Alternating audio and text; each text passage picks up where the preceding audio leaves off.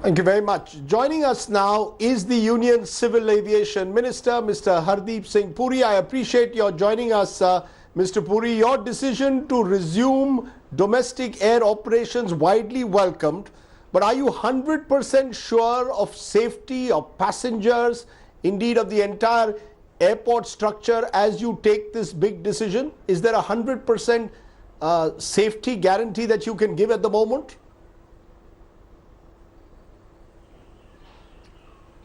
First of all, I would like to describe this as government's decision. Number two, there is nothing in life that I'm aware of which carries a 100% guarantee.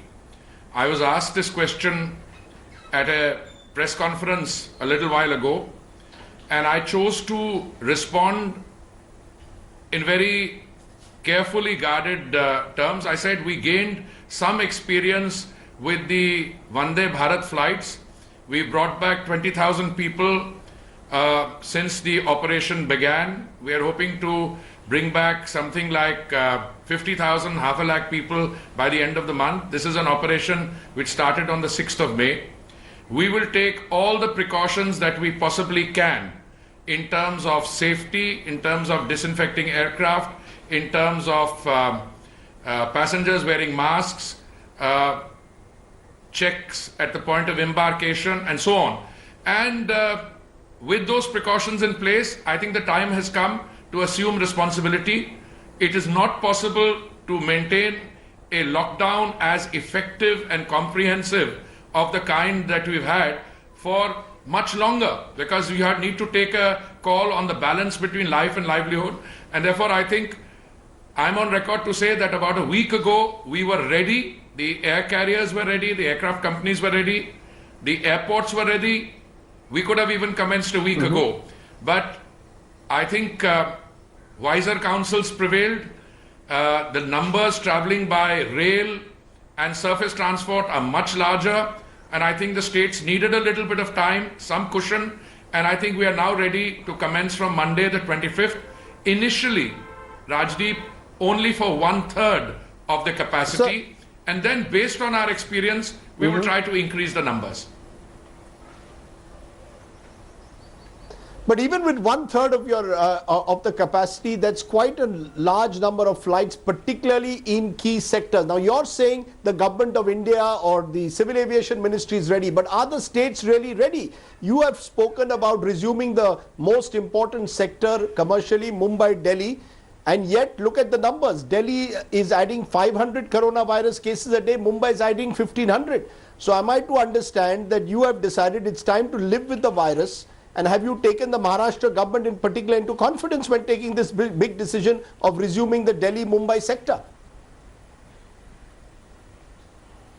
Well, let's put it this way. In overall terms, yes, I think the characterization that we will have to live with the virus is a good characterization. Because if you look at the overall numbers, we have a population of 1.35 billion people. We are testing more than 100,000 a day.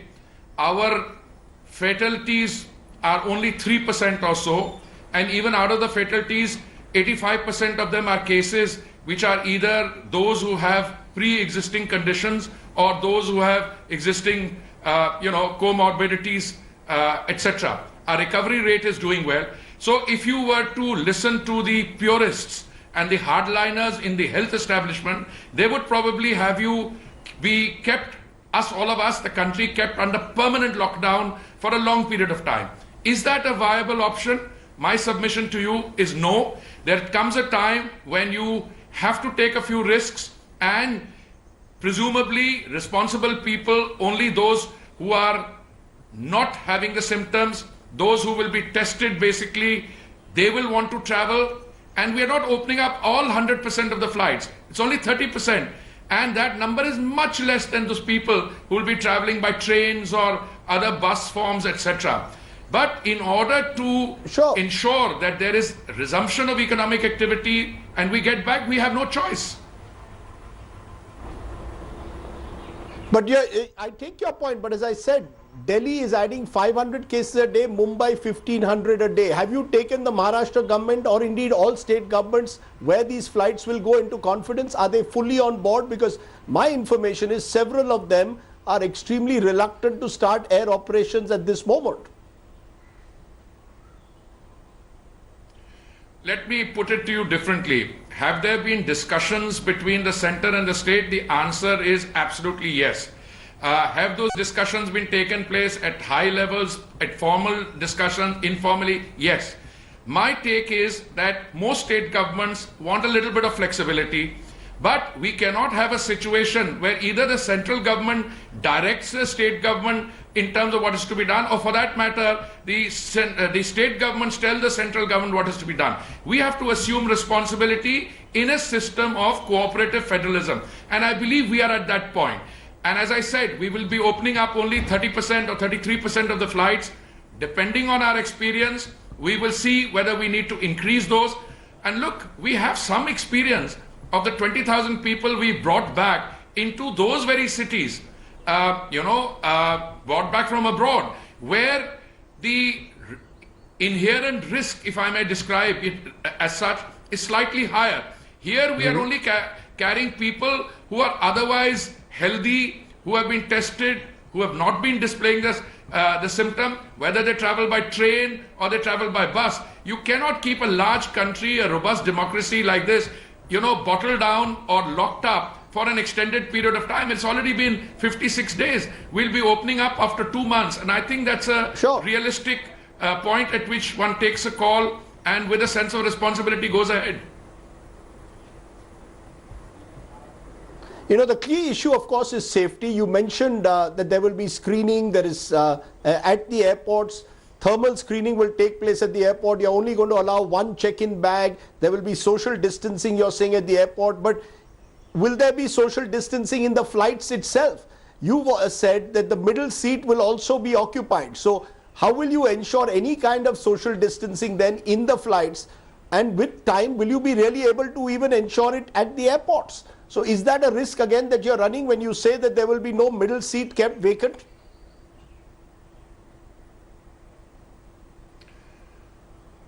Rajdeep, the issue of the middle seat, I think, has occupied a lot of time. There's been a lot of discussion on it, not only in India, but in all countries that I'm aware of. If you were, hypothetically, just for the sake of an argument, if I were to say, all right, let's do without the middle seat, without the central seat, middle seat, with it being kept vacant, would the norms for social distancing be satisfied in that case? And my submission to you, no. Even then they are not satisfied. Now, aircraft are so designed that the nozzle for the ventilation is at the ceiling and the air vents are below, air comes from top below. Aircraft manufacturers would have us believe that this is the safest means of transport compared to all the others. You may or may not subscribe to that. A lot of commentators were writing, but the world over, the middle seat vacant experiment has not worked and no one is following it. Our own experience with the Vande Bharat flights, which are coming chock-a-block full from the United States and the Middle East and elsewhere, we have not kept the middle seat vacant, and well, there has been some risk. We had 1 or 2 cases in one case, a few more in the other. But this is a risk worth taking, number one. Number two, the economics, the viability of the aircraft. On the one hand, we have to ensure that air travel is affordable for the common man. But equally, we have to ensure that the airlines are also viable. Let me explain. If you were to keep the middle seat vacant, you would push up the cost of the tickets by a certain percentage. Would that still remain viable? I am not sure. Let me also place on record that my ministry, the secretary, all the senior officers, we have been in detailed discussion with the airline companies, with the airports, and we would not have taken this step unless we had a reasonable measure of satisfaction that this is the way to proceed. But even Mr. Puri, with the fares itself, the government seems to intervene, seems to be intervening, saying there will be a top band and a lower band. So effectively, it appears the government wants a very regulated atmosphere at the moment when it comes to civil aviation, far away from open skies. This is a new normal where you want to regulate the lower fare, regulate the higher fare, and as you said, only have 1/3 of the flights.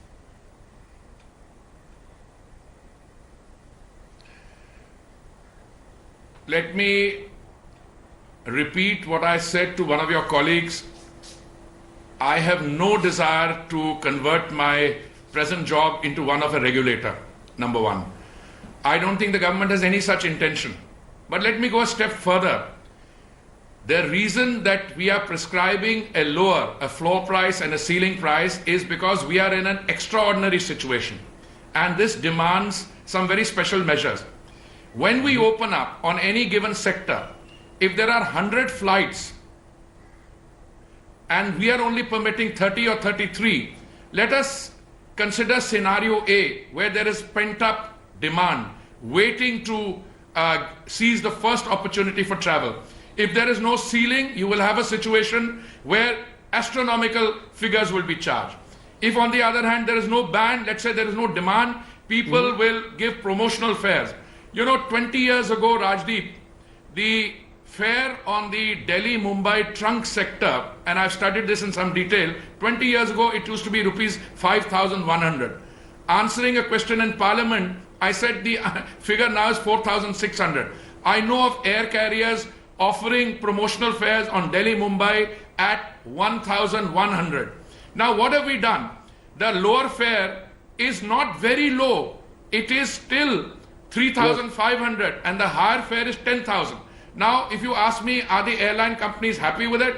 Well, I know some of them would have liked the higher fare not to be 10,000 but 12,000 or even higher. Some of them would have said lower fare lagao hi na.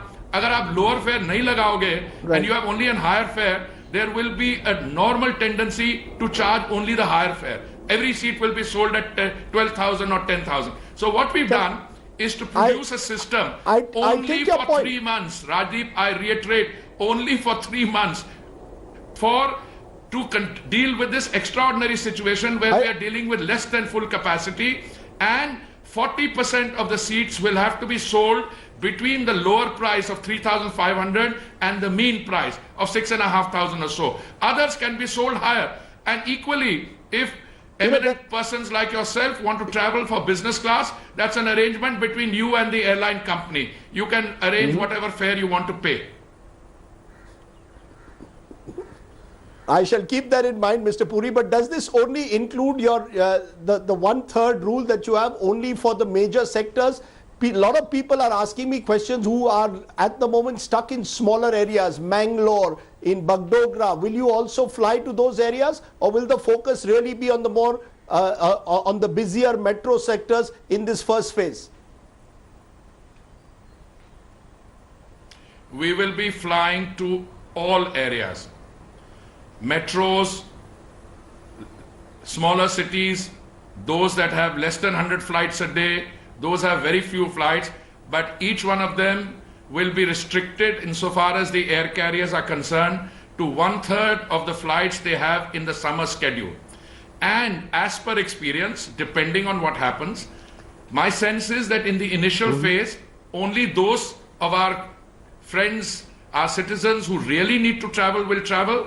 But if it opens up in a big way, yes, we will increase the number of flights. But that will take into account our capacity to monitor the infrastructure, the logistics, the travel from the place of residence to the airports, domestic traffic in terms of public transport will have to open up, taxis, Ola, those will have to open up. It's a bold decision, but one which has been taken after a lot of thought and consideration. And my submission to you is, we will monitor this after a few days to see how it operates and to see where to take it further. One final question. There's a guideline that Arogya Setu will be mandatory. Are you saying that every passenger now who books a flight has to have the Arogya Setu app on his or her smartphone?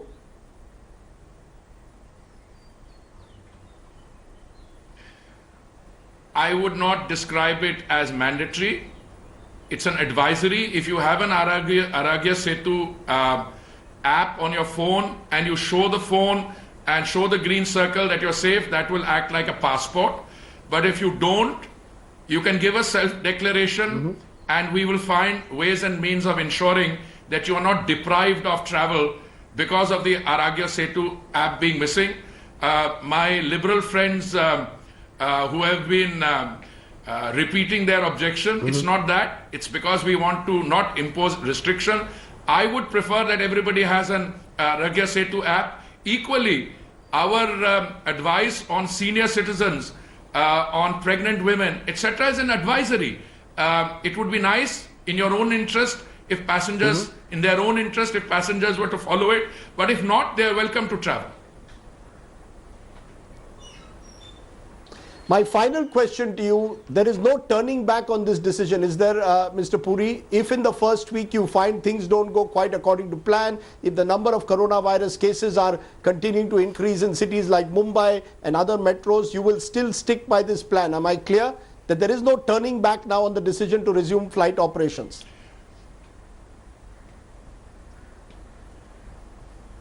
Absolutely. I'm absolutely clear in my mind.